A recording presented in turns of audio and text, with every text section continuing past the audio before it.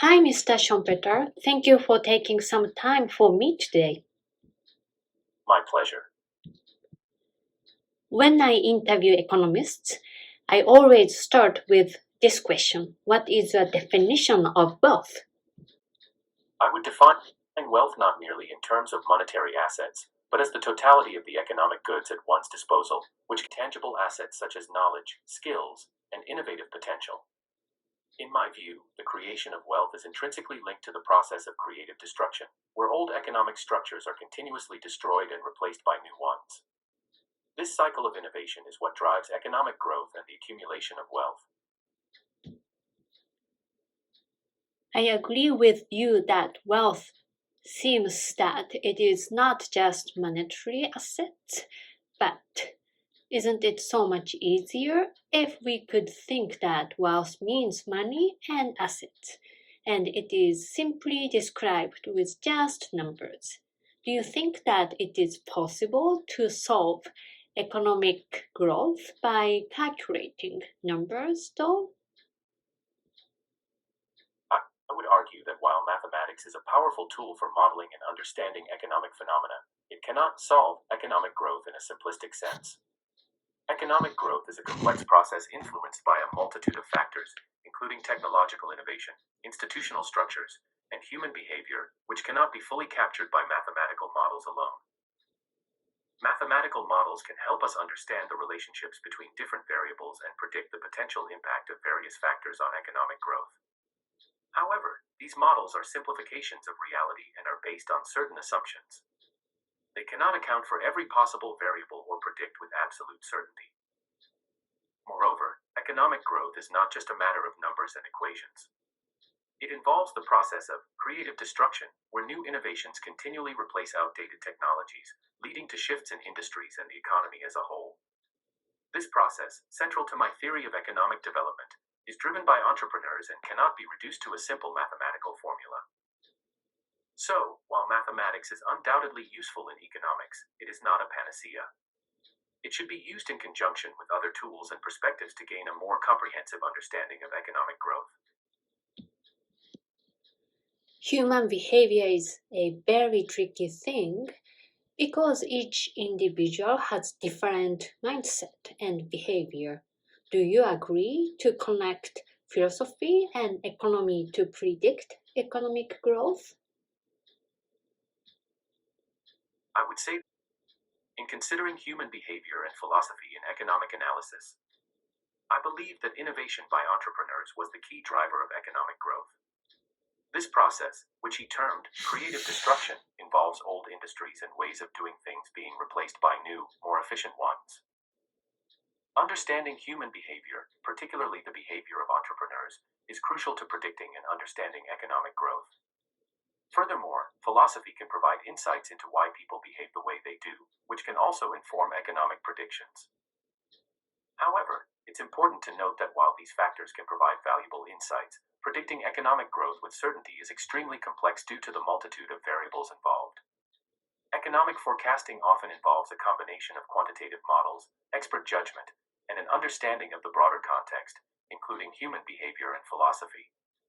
So, while these elements are part of the picture, they are not the whole picture. Do you have any thoughts that wealth equals having lots of money and lands? I would argue that wealth is not merely about having lots of money or lands. While these are certainly aspects of wealth, they are not the entirety of it. Wealth, in my view, is more about the capacity to generate economic value. This can come from innovation, entrepreneurial activity, and the ability to create new products, services, or ways of doing things. It's about the ability to create and seize opportunities, to transform resources in ways that create more value. So, while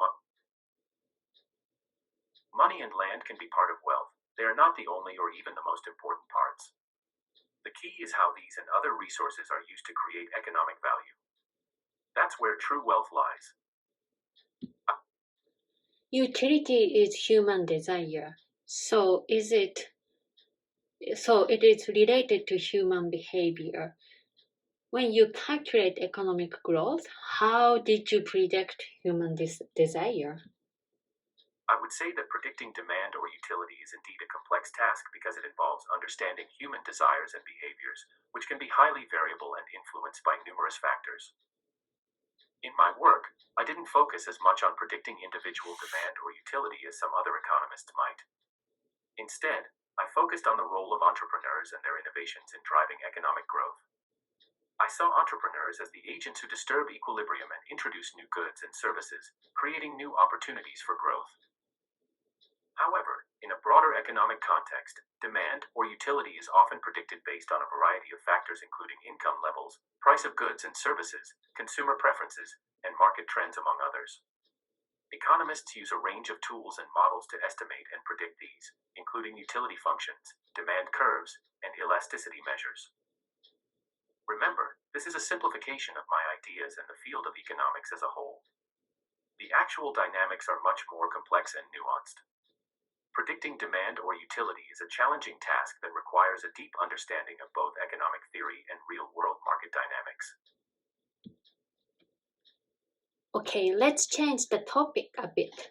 What is your pleasure and happiness in your life? I enjoy my expensive taste in clothes and for my equestrian skills. I have been married 3 times. My first marriage was to Gladys Rickard Seaver, an Englishwoman, in 1907. My second wife, a Viennese woman who was 21 years my junior, tragically died in childbirth in 1926. I married my third wife, American economic historian Elizabeth Booty, in 1937. She was instrumental in popularizing my work and edited my most important work, History of Economic Analysis, which was published posthumously. I find pleasure in intellectual pursuits, fashion, horse riding, and my relationships.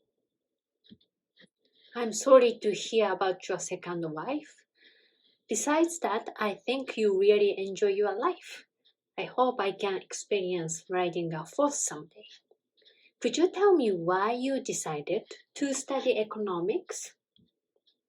I was deeply interested in understanding and explaining the complexities of capitalist society, which could have drawn me to the field of economics. My work often focused on understanding the role of innovation and entrepreneurship in economic development, which suggests a deep interest in these areas. In your opinion, which one is more important, economic growth or economic steadiness? I would argue that both economic growth and economic steadiness are important, but they serve different purposes and are relevant in different contexts. Economic growth is crucial as it leads to an increase in the standard of living, improves the quality of life for individuals, and allows for greater investment in public goods and services. It's also a sign of a dynamic and innovative economy, as new ideas and technologies often drive growth. On the other hand, economic steadiness or stability is important for maintaining confidence in the economy, which can encourage investment and prevent economic crises. Stability can also make it easier for individuals and businesses to plan for the future, as they have a clearer idea of what to expect. However, it's worth noting that these two goals can sometimes be in tension with each other. For example, policies that promote rapid economic growth can sometimes lead to economic instability, while policies that aim to maintain stability can sometimes stifle growth. As such, the challenge for policymakers is to strike the right balance between these two objectives. In your opinion, is it acceptable to slow economic growth in order to modify the human mindset of wealth and happiness? I would say that this is a complex question that touches on both economics and philosophy. From an economic perspective, growth is often seen as a key indicator of a healthy economy. It can lead to improvements in living standards and provide the resources needed for investment in public goods and services. However, the pursuit of growth can also lead to negative outcomes, such as environmental degradation or increased inequality, if not managed carefully. From a philosophical perspective, the question of what constitutes true wealth and happiness is a deeply personal one. Different individuals, cultures, and societies may have different views on this. Some might argue that a relentless focus on economic growth can lead to a materialistic mindset that overlooks other important aspects of life, such as relationships, community, and personal fulfillment. Therefore, if the goal is to modify the human mindset of wealth and happiness, it might be necessary to consider measures beyond just economic growth. This could include policies aimed at promoting social cohesion, environmental sustainability, and mental health, among others.